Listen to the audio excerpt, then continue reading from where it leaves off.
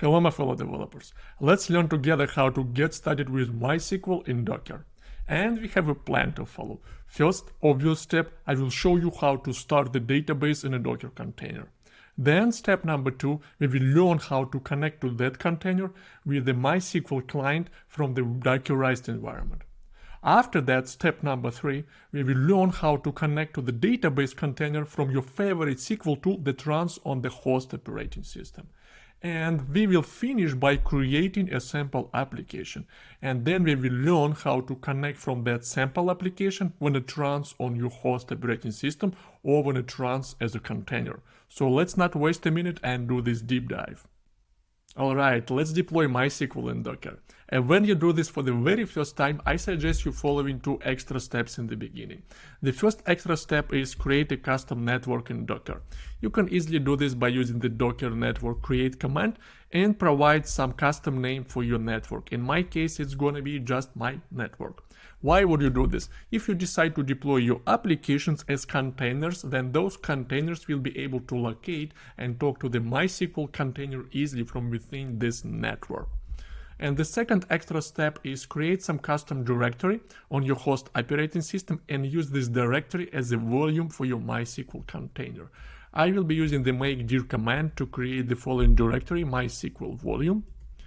And then once this directory is used by MySQL, the database will be storing all the data, configurations, settings, and logs in these locations. And whenever you decide to recreate your container, you're not going to lose any data or any logs. Okay? So, ready to deploy our MySQL container.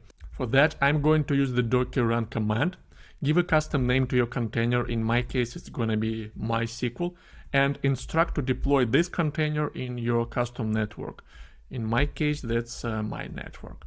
Next, you can define additional parameters. For instance, MySQL listens on port number 3306, and I want this port number to be reachable from my host operating system because I will be connecting to my MySQL container from the tools and applications that run on the host OS. Also, it's good practice to change the root password for your database, but come up with something more sophisticated. Don't use the password as the root password. Also, it's best practice to use your custom user and password for all the connectivity with the database. Don't go forward with the root as your default user. And I will create the following MySQL user under the name of user, and the password is going to be simplistic, just password. Also, whenever you deploy MySQL for the first time, you can request to create some sample database for all your little experiments. I will request to create this sample DB. Next, that host operating system directory that we created previously is going to be used as the volume by MySQL. MySQL will be storing all the data, logs, and settings under this location. And finally, you need to select your MySQL Docker image. We are going to use the official Docker Hub for MySQL, and we will be using the latest image. Everything is ready. Let's click enter and deploy our container. The container is being deployed. Once it's deployed, you can use the docker container ls command to see its status. You can see that the container is up. However, when you start for the very first time, MySQL is going to initialize a lot. And you can check the logs. Use the logs container name and follow, and you will see that MySQL is being initialized right now. And within a few minutes, it will be ready for our little experiments. Let's wait. Alright, everything is ready, and you can see that MySQL is ready to accept incoming connections on the port number 3306. Let's go ahead and connect to this container using the MySQL client. A cool thing about Docker is that you don't need to install the MySQL client on your host operating system. Why? Because the client is already prepackaged and available from within the database container.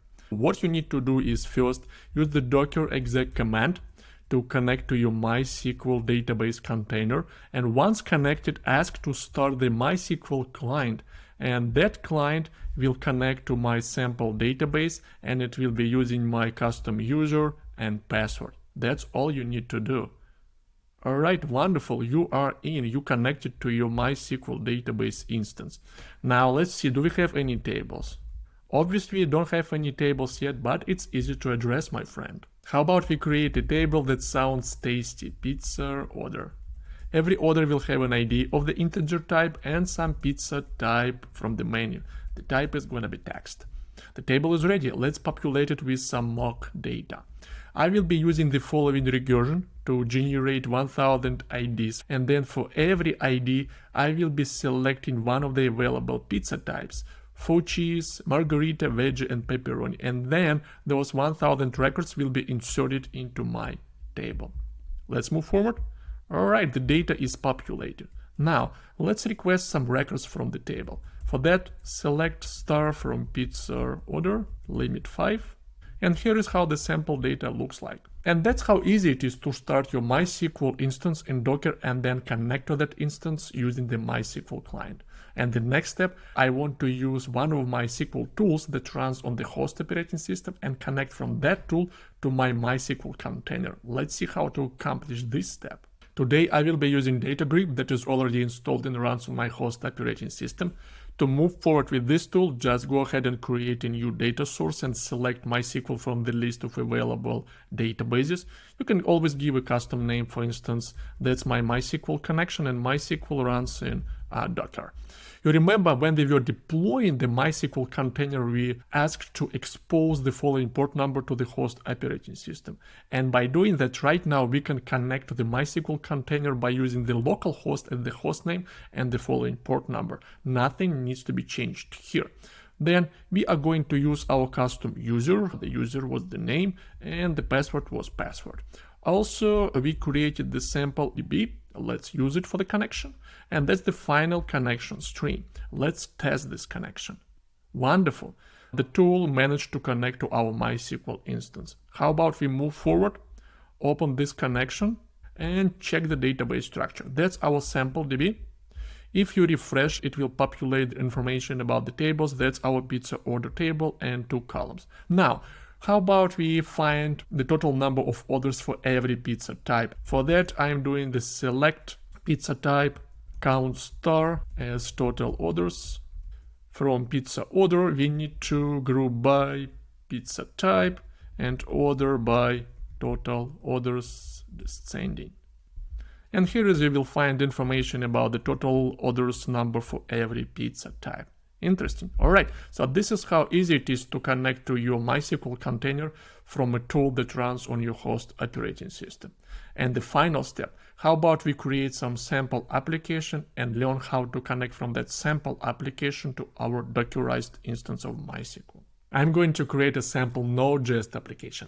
However, from the database connectivity standpoint, everything that I'm going to show you stands true for other programming languages. So if you don't code in JavaScript, then just watch, relax, and then reproduce with your preferred programming language. My sample app is going to be located under the cool app directory. Why not? Going into this directory and initializing the Node.js project. It's initialized, and the next step, I want to install the MySQL driver. That's all I need to get connected from my app to the database instance. And the next step is let's open this project using Visual Studio Code. If you take a look right now, we don't have any source code files. That's what we need to address next. But here we have this package.json file with all the essential configuration. Moving forward, creating the main.js file where I want to import the MySQL driver, the driver of version number 2.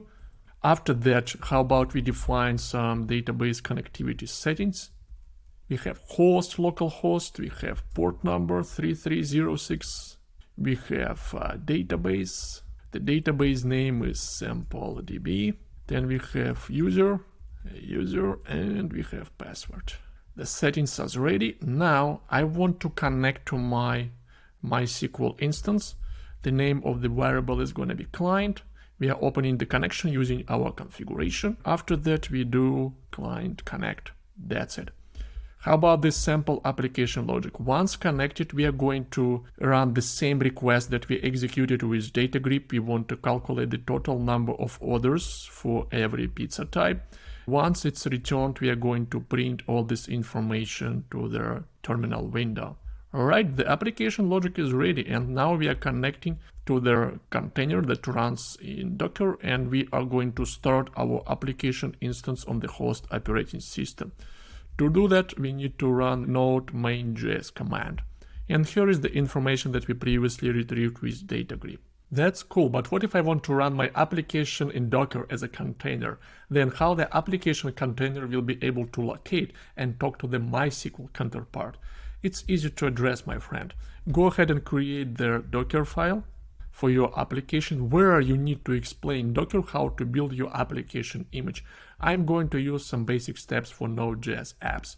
Once the container is started, Docker will execute my main.js file that will connect to the MySQL instance.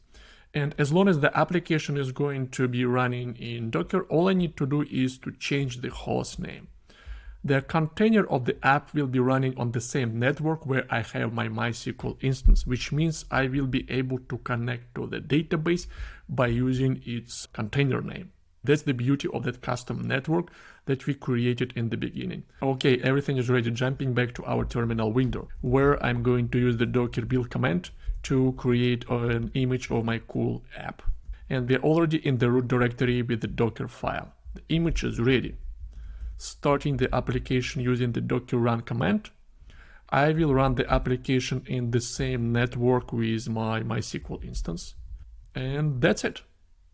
The application successfully connected to MySQL and returned the total number of orders for every pizza type. Job done. How do you like this, my friend? Isn't it cool?